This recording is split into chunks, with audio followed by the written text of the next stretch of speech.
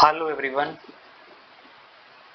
जैसा कि हम लोग जानते हैं कि आरटीआई एक्ट 2005 के सेक्शन 61 में अगर हमें किसी विभाग से किसी गवर्नमेंट डिपार्टमेंट से तथ्यों पर आधारित कोई जानकारी चाहिए होती है तो हम धारा 6(1) आरटीआई एक्ट 2005 के तहत एप्लीकेशन मूव कर सकते हैं। लेकिन कई बार ऐसा होता है कि धारा 6(1) के तहत मांगी गई सूचना जन सूचना अधिकारी द्वारा हमें नहीं दी जाती है या उनकी तरफ से कोई रिप्लाई नहीं आता है, या फिर रिप्लाई आता है और हम उस रिप्लाई से संतुष्ट नहीं होते हैं। तो ऐसे में हमारे पास क्या रेमेडी अवेलेबल है और हम उसके विरुद्ध क्या कोई कंप्लेन या अपील कर सकते हैं। तो जो रेमेडी अवेलेबल है उसमें से एक रेमेडी ये है कि हम आरटीआई एक्ट 2005 के सेक्शन 19(1) में फर्स्ट अपील मूव कर सकते हैं।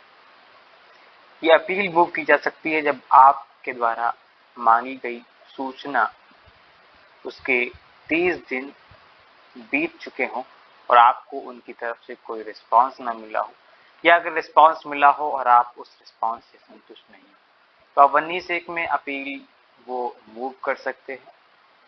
प्रथम अपीली अधिकारी को, फर्स्ट अपीलेट अथॉरिटी को अगेंस्ट जो आप जिससे आपने सूचना मांगी होती है पब्लिक इंफॉर्मेशन ऑफिसर से। तो हम 19(1) में अपील कैसे मांगते हैं, इसका फॉर्मेट इंटरनेट अवेलेबल है और अगर आपको इजीली नहीं मिलता है तो आप हमारे टेलीग्राम चैनल को ज्वाइन करके इस फॉर्मेट को हासिल कर सकते हैं। तो ये फॉर्मेट है 19(1) का। यहाँ पे आपको फर्स्ट अपीलेट अथॉरिटी जिसको आप ये पत्र भेज रहे हैं, ये अपील भेज रहे हैं, उसके बारे में लिखना होता है। तो जैसा कि हमारी जो 6(1) की इंफॉर्मेशन हमने मांगी थी वो transport commissioner Uttar Pradesh transport department से मांगी थी।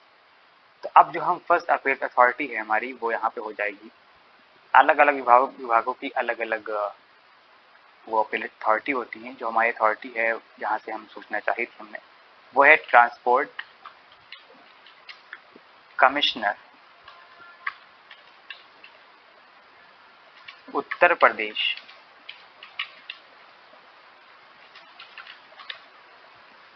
Transport department. अब यहाँ पे आपको अपना जो अपील कर रहा है उसका नाम लिखना होगा।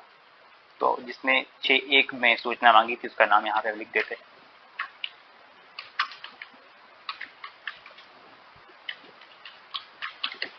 यहाँ पे अपना नाम डाल सकते हैं। उसके बाद यहाँ पे उसका एड्रेस, तो आप अपने हिसाब से अपना एड्रेस भर सकते हैं, जैसे कि हमने एड्रेस भर दिया है।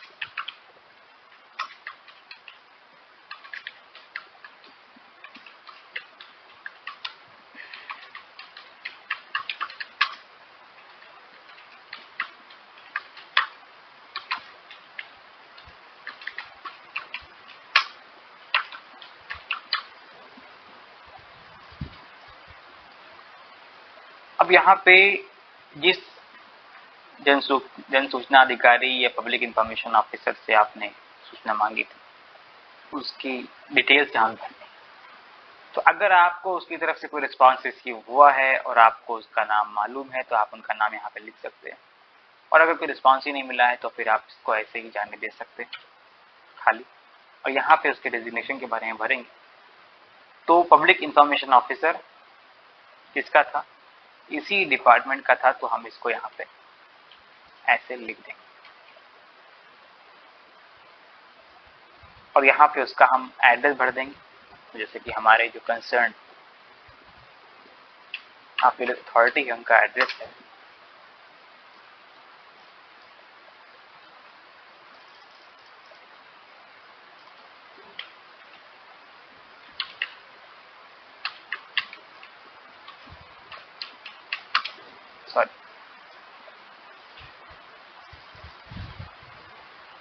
यहाँ पे उनका एड्रेस हम भर देते हैं।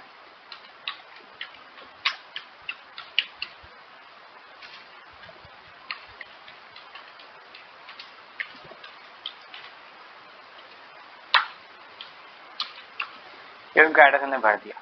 अब यहाँ पे हमको जब जिस तारीख को हमने अपनी एप्लीकेशन मूव की थी 6/1 में, तो उसकी तारीख यहाँ पे हमको डालनी है, तो यहाँ पे हम तारीख डाल देते हैं। अब सबसे मेन पार्ट आता है कि आप जो अपील कर रहे हैं उनके ग्राउंड क्या है। तो यहाँ पे हम ग्राउंड लिखेंगे, आप अपने हिसाब से अपने ग्राउंड लिख सकते हैं। हमारा पहला ग्राउंड है कि जो हमारी रिक्वेस्ट थी इंफॉर्मेशन के लिए, उसको एड्रेस नहीं किया गया।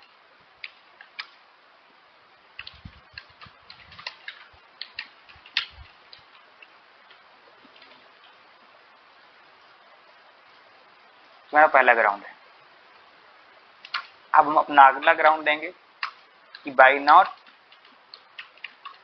Providing the information the concerned SPIO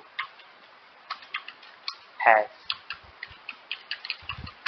frustrated the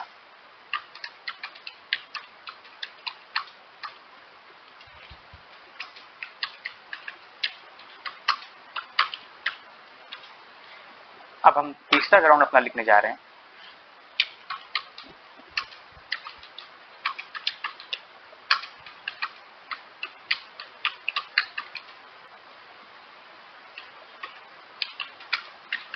आप अपने हिसाब से अपने ग्राउंड, अपनी अपील को वेटेज देने के लिए लिख सकते हैं।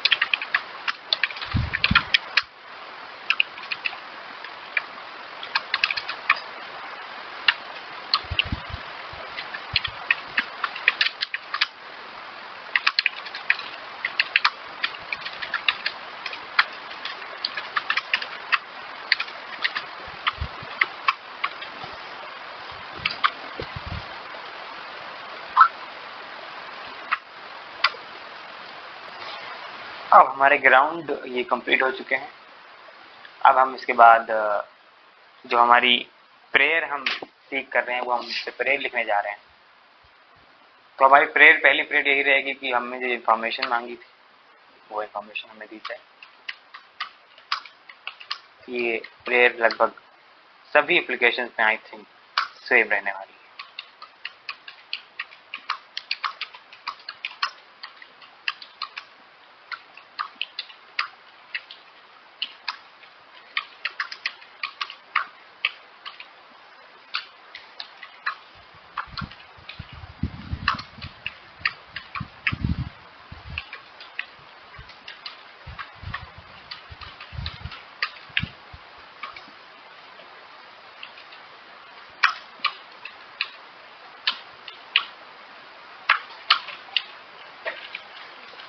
नाउ सेकेंड प्रेयर, ये डिपेंड करता है अगर आप ये प्रेयर मांग रहे हैं या नहीं। हमारी प्रेयर ये रहेगी कि जो SPIO है, जन सूचना अधिकारी है, क्योंकि उसने जो प्रोविजन है RTI एक्ट का उनका वायलेशन किया, जैसे कि ऊपर हमने मेंशन किया 7(8) का, और सेक्शन जो 7(8) के तहत उनको फर्स्ट अपीलेट अथॉरिटी का एड्रेस और पता बताना चाहिए, उन्होंने नहीं बताया।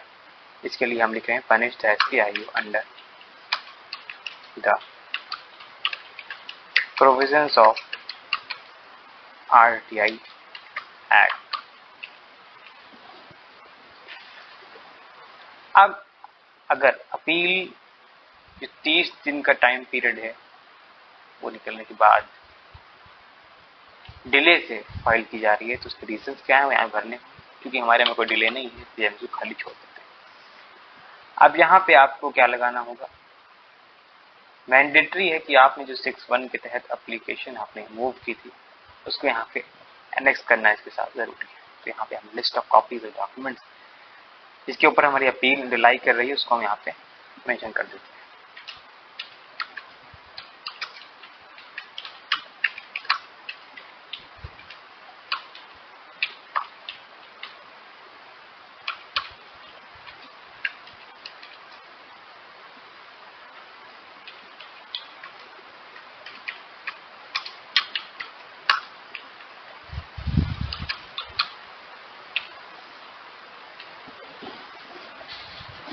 ये हमारी अपील लगभग तैयार हो चुकी है। यहाँ पे हम डेट डाल देंगे और यहाँ पे सिग्नेचर हो जाएंगी अपीलेंट की। ये चीज जानना जरूरी है कि 6(1) में हमें 10 रुपए की फीस देनी होती है, लेकिन 1(1) में हमें किसी भी तरह की फीस नहीं देनी होती है। और ये कंसर्न जो फर्स्ट अपील अथॉरिटी है, प्रथम अपीली अधिकारी है, उसको भेज दी जाएगी।